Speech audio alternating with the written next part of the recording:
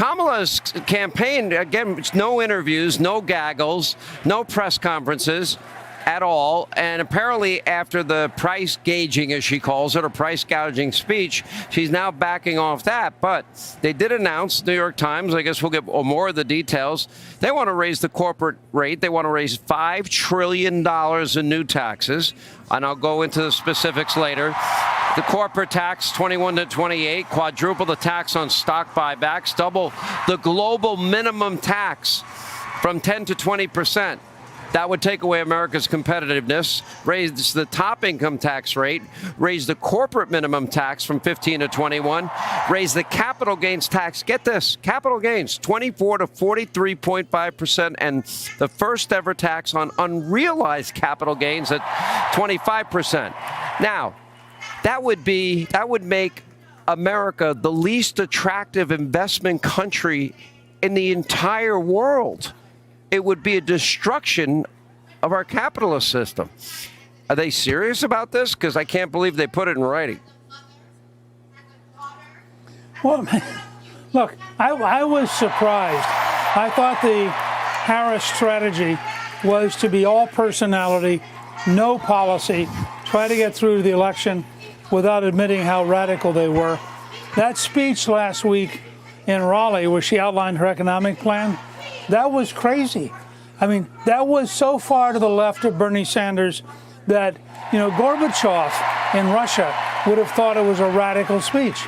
And let me just say to our audience, you need to understand, a 25% increase in unrealized capital gains means, theoretically at least, if your house goes up in price, in value, the government can step in and say, give me the money.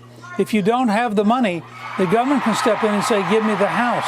I mean, this would be the most crazy tax structure we have ever seen. It makes Venezuela look normal. It makes Russia look normal. And I really wonder, I'm going to write about this in the near future, who was sitting in the room? I mean, how did they unless they were really doing a lot of drugs, how did they come up with this? Because it is so crazy. It's so unsustainable. No serious adult could have come up with this program. Well, maybe it's incrementalism of what she really wants, which is what she co-sponsored. The Green New Deal, $93 trillion, cradle to grave, womb to the tomb. Medicare for all, no private health insurance. Again, the media, state-run media mob has ignored all of this. And maybe this is their first step, no? Well, look, I don't care what the New York Times and the Washington Post covers. If you threaten people with a 25% tax on any gain, does it count for furniture? Does it count for your car? Does it count for your house, your family farm? I mean, and that's annually. So, first of all, how are they going to detect it? Are you going to fill out a form? Is every American in the country going to fill out a form? Are they going to reach in then and say, give me the money, or we're going to seize your property? I mean, this is truly, every once in a while, the mask comes off and you realize you're dealing with somebody who's crazy. And of course, you have with Walz the most radical governor in the country, far to the left of Bernie Sanders. Well, and you have with Harris a San Francisco radical. And now we're beginning to see what that really means. It was a pleasure. Thanks so much for being here. Glad to be with you. Give us your reaction to all that you've seen at the DNC this week. And I also want to get your take on how tight these polls are, Newt. Well, look, I think, first of all, the enormous contrast. The Democrats have a convention of continuity. You had, President Obama, you had President Clinton, you had Hillary Clinton, you had Nancy Pelosi. So if you wanted to see the national establishment gather, it's right there in Chicago. On the other hand, when Calista and I went to the Republican convention, it's really a new Republican Party. You didn't have former presidents, you didn't have former vice presidents. You really had a change in the very nature of the Republican establishment. So I thought the contrast of the two very different parties was fascinating. Second, the Democrats are engaged in a I think, desperate and realistic effort to make sure you don't actually know who they are. I was very struck, for example, when Michelle Obama had this nice quote from her parents that they said, don't trust people who get too much, and you're listening to a person who owns 3 mansions. And she doesn't seem to connect the difference. And you have this constant gap between what they'd like you to believe and reality. So I actually think, Maria, you have 2 fascinating, exactly opposite campaigns. The Democrats want you to focus on personality and avoid policy. The Republicans want you to focus on policy and avoid personality. Yeah. And it will be fascinating in the next few weeks to see which of those campaigns dominates. Well, I mean, you're right, but you hear things from, for example, President Clinton last night saying, you know, let's choose peace over war. I mean, you know, I was sitting there struck when he said that because there were no wars under President Trump. You know, I mean, did they forget that the Democrats have been running things 12 of the last 16 years? They've been in charge. So a fresh face, a fresh start? No, it's the same face. Well, and it's also a kind of stupid comment which typifies modern liberalism. Of course we would all love peace. Explain then how 1,200 Israelis got killed on one day, many of them brutally, some of them babies. You don't think the Israelis would have chosen peace? You don't think the Ukrainians would choose peace? The fact is, in 1862, if we had chosen peace, the South would have seceded and slavery would still exist. If we had chosen peace in 1942, the Nazis would still be in charge of Europe. I mean, this is exactly what's wrong with modern liberalism. It has these great lines that have no meaning and are not touched to the real world. It's like Kamala Harris on Friday talking about how great the economy is, and we learned yesterday that there's an almost million-job decline in the recording of the federal government, that they were just off by 1 million jobs that didn't exist and that the Democrats were really proud of. Well, so that's right. I do think you have this whole issue. Let me just say, I think the problem with modern radicalism is it has no roots in reality. It wants you to believe in its fantasy, and it wants you not to look at the truth. Yeah. Well, Harris rolled out a partial economic policy, which includes federal price fixing, raising the corporate tax rate to 28%, 44.6% capital gains tax, and a 25% tax on unrealized gains.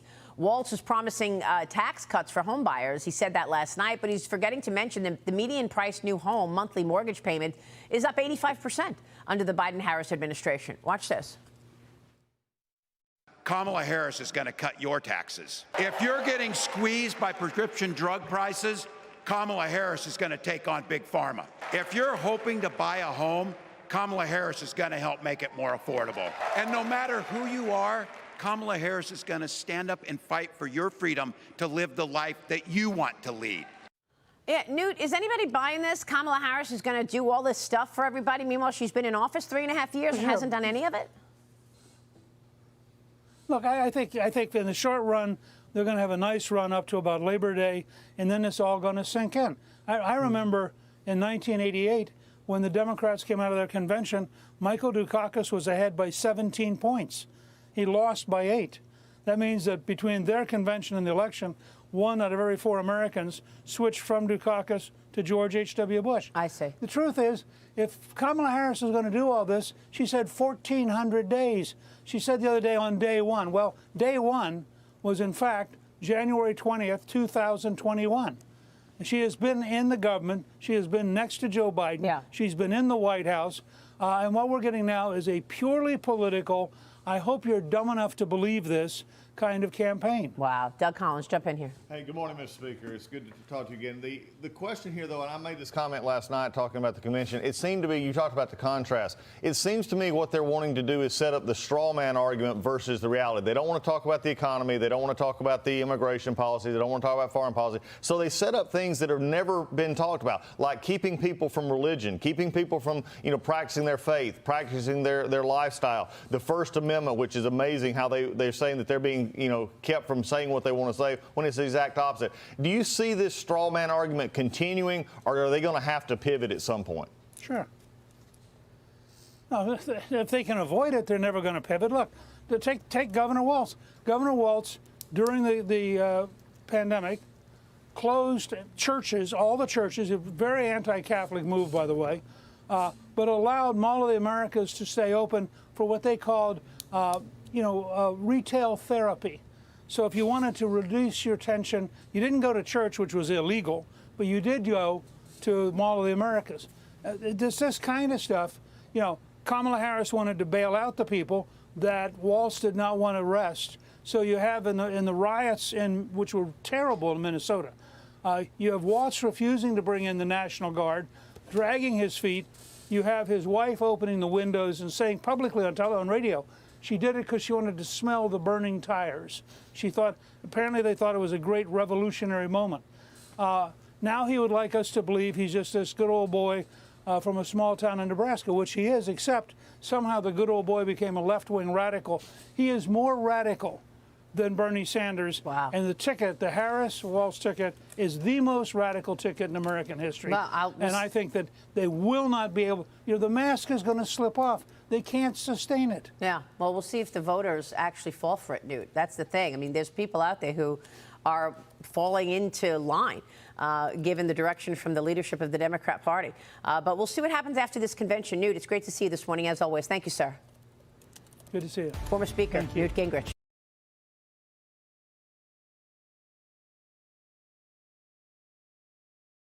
Gaggle, gaggle, mob, mob, seize, seize, enormous, enormous, continuity, continuity, typify, typify, sink in,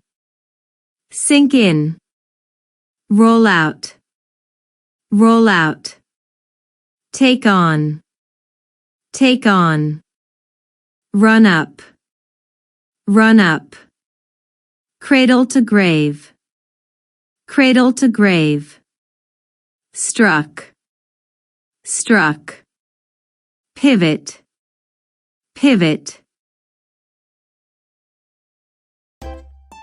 If you enjoy this content, please consider subscribing to my channel to stay up to date with future videos. Thank you for watching.